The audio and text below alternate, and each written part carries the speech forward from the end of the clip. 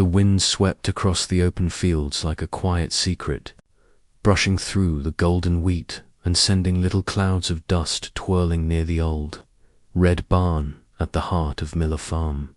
In that lonely, sun-baked corner of the world lived Clara Girl, whose name most people in town barely remembered, except when they wanted someone to mock.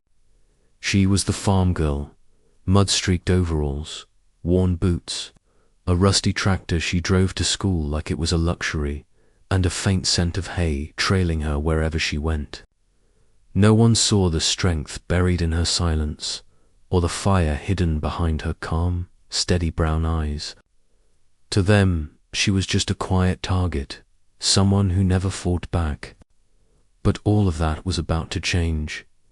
Before we dive into Clara's story of courage, defiance, and redemption, take a moment to like, comment, share, and subscribe if you believe in kindness, second chances, and the kind of strength that hides in the quietest hearts. Clara had grown up on the edges of town, where life wasn't measured by clocks, but by the rhythm of survival, feeding the animals at dawn, mending fences under the blazing noon sun, finishing her homework under the dim flicker of an oil lamp. Her father had died when she was just 10, leaving behind both debts and memories that lingered like shadows. Her mother's health was fading slowly, the cough rattling through their thin-walled farmhouse each night, a constant reminder of fragility. Clara's hands were calloused long before most kids even knew what real work meant. And yet, she moved through life with a quiet grace, speaking only when words mattered, but at school. But silence was often mistaken for weakness. A group of boys, led by Tyler Briggs, made sure Clara never forgot her place in their world. Tyler, with his perfectly pressed plaid shirts and that smug, self-satisfied smirk, thrived on attention almost as much as he thrived on putting others down. Behind him, Aaron and Jake followed like obedient shadows, laughing at every cruel jab he flung Clara's way. Farm girl, they'd sneer, pretending to wrinkle their noses in disgust. "Hey, Clara, did you milk your cows before class?" The hallways would erupt with laughter, sharp and relentless, echoing off lockers. And though Clara never responded, each word dug a little deeper, a silent scar she carried alone. Still, she endured. She had a mother to care for, a farm that depended on her, and a stubborn sense that she could outlast anything. Every insult became another weight she learned to bear without letting it break her. As the saying went on the farm, pressure either crushes you or forges you into steel. No one knew about the small barn behind her house, the one her father had built long ago. It was her secret world, a place untouched by cruelty. On one wall hung a faded photograph of her father, younger, confident. Standing proud as an amateur boxing champion, he had taught her how to hold her head high, how to plant her feet, how to fight when needed. The dusty floor held a makeshift punching bag, stuffed with sand and patched together with layers of duct tape. Every night, after feeding the animals and tucking her mother in, Clara disappeared into that sanctuary. Punch after punch, kick after kick, sweat soaking through her shirt, muscles screaming from exhaustion. It wasn't about vengeance, not yet. It was about becoming something no one could ignore. Revenge wasn't her goal. It was strength, something no one could ever take from her. But life has a way of testing that strength when you least expect it. It was a Friday afternoon, and the school was hosting its annual farm day, a tradition meant to honor the town's rural roots. For most kids, it was just another chance to mock the farmers. Clara had set up a small booth with the best produce from her land, baskets of crisp apples, jars of golden honey, and butter she churned herself. She stood behind the table, heart pounding, hoping just maybe someone would see the value in what she brought. Then Tyler and his friends arrived. They circled her booth like predators, tossing apples back down with sneering laughter. Selling cow food or people food, Clara? One jeered. Tyler leaned in close, his cheap cologne hitting her senses. Maybe if you smiled more, people might actually buy from you. His friends chuckled, egging him on. Clara gripped the edge of the table so hard her knuckles turned white.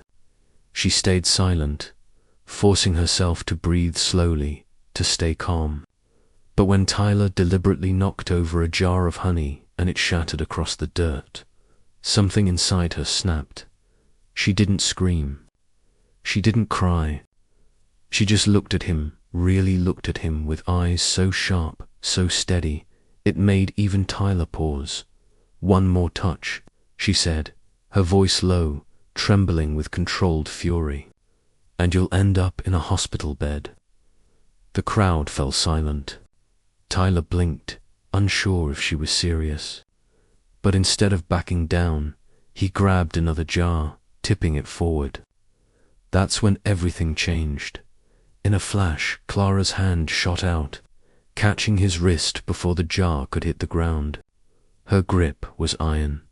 She twisted just enough to make him wince.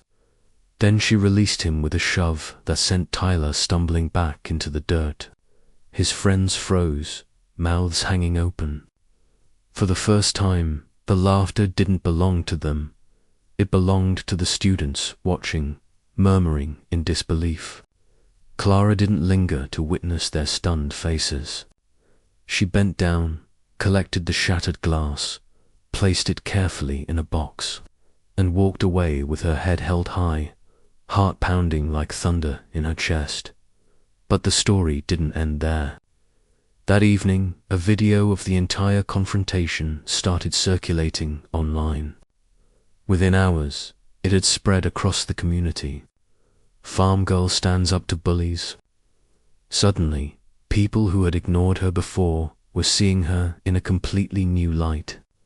Comments flooded in, calling her brave, strong, inspiring. And yet Clara didn't feel any of those things. She was just tired of being pushed down, tired of being invisible.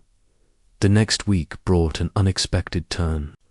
The principal called her into the gymnasium, where a special visitor was waiting.